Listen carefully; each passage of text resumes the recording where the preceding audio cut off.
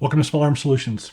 As many of you may or may not know, we work a lot with Centurion Arms. That's a company that I have full confidence in their products. And I've known Monty for quite some time. And we were talking not too long ago saying, he's got a lot of stock that he's looking to liquidate so we can get some room for some new stock. And he was having some incredible deals on them. So I said, well, I'll give you a hand and I'll let people know what you've got. And we have a couple of those products here today. And there was another product that I talked to Monty about that I wanted to build. I wanted to make for the 9mm PCCs that were Colt based. And I had given Monty the idea of what I thought, told him exactly what I wanted to do, and he agreed to do it.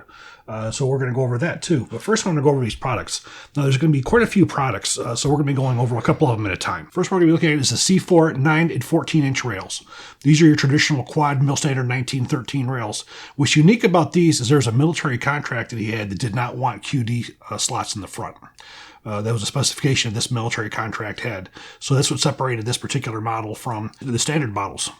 So these come in both 9 and 10 inches. 20% discount for only $180 for this one. Again, this is sort of a neat special run as well.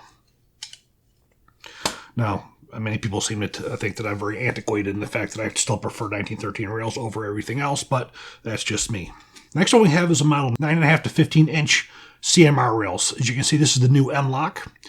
These have some blemishes on them, but they are really beautiful quality. In fact, this one here is a blemish, and I really can't really tell where the blemish is. But these are also on sale as well for $220. We also do have a discount code as well that gives you 10% off, so that's additional 10% off of these components. These are two products that are up for sale right now on his webpage.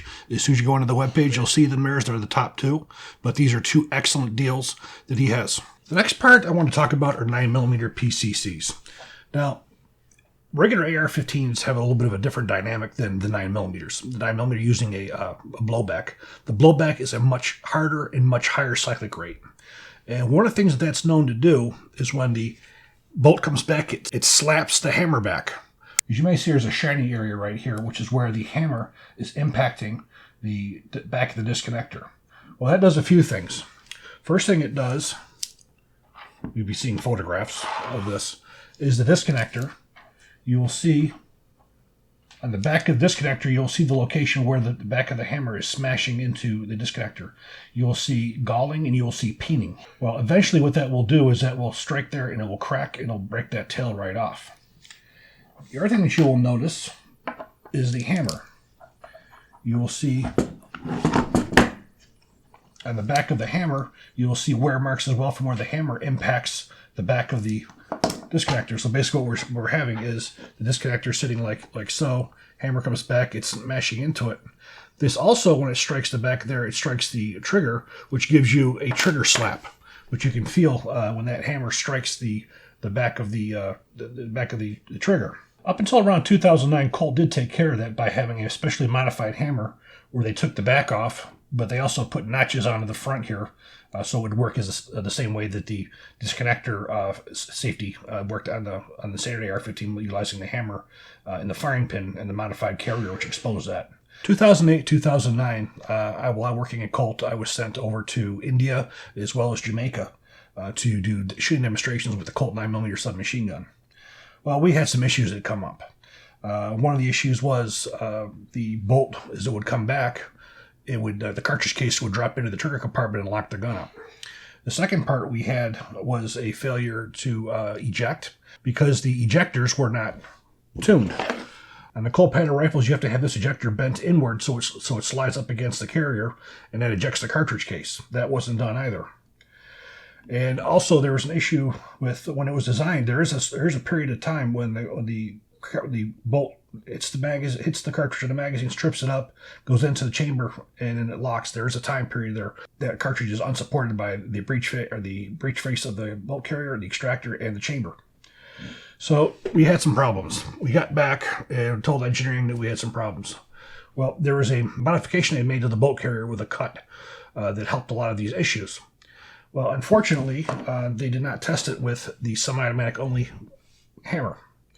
So once they were making some of these for the Mexican government, some semi-automatic only ones, they put their new carrier they had for the selective fires in with the semi-automatic only. Well, the problem was so much material was taking off of the bottom of the carrier, this specific disconnector would not go back far enough to hit the disconnect. So it couldn't be used. So what did Colt do? Colt started putting in fully automatic hammers in all the semi-automatic guns because they didn't want to redesign this part to work properly. So when it comes to the selective fire rifles, there's no way of getting around those issues.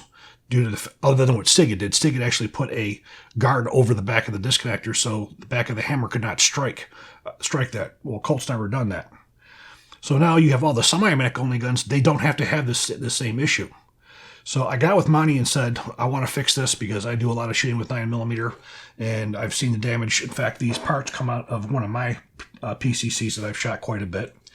And again, this causes several issues of wear. First, it causes wear on the disconnector. Second, it causes wear on the hammer. Third, because of that high rate of coming back and it's striking against the back of the trigger, you also get wear on the hammer pin, which as you can see, this has a stainless steel hammer pins because these hammer pins wear more quickly because of the higher cyclic rate plus the trigger slap, which causes some stress on that pin. So I got hold of Monty and said, I want to design a new hammer that would work in all these carbines that would take up all these problems. Well, here we have it. This particular hammer has taken care of all the issues that we have discussed. In my opinion, anybody who has any kind of a Colt pattern 9mm, meaning anything that uses a Colt type lower receiver and uses Colt components, I would highly recommend for the semi-automatic only guys purchase this product. You will see a difference in the trigger. You will have a difference in the wear patterns of the gun.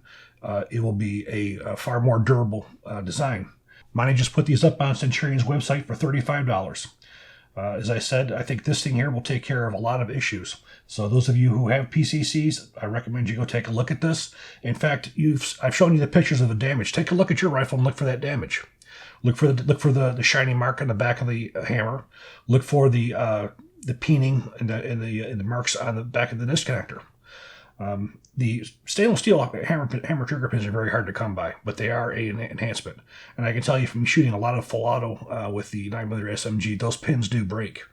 But unfortunately, there's no way around unless you want to use a SIG type hammer trigger mechanism, which has a physical block so the hammer can't strike that. So I hope you guys take a look at these. Please use our codes. I hope you all enjoy this video. If you do, please click like, subscribe, and even better, share. Thank you.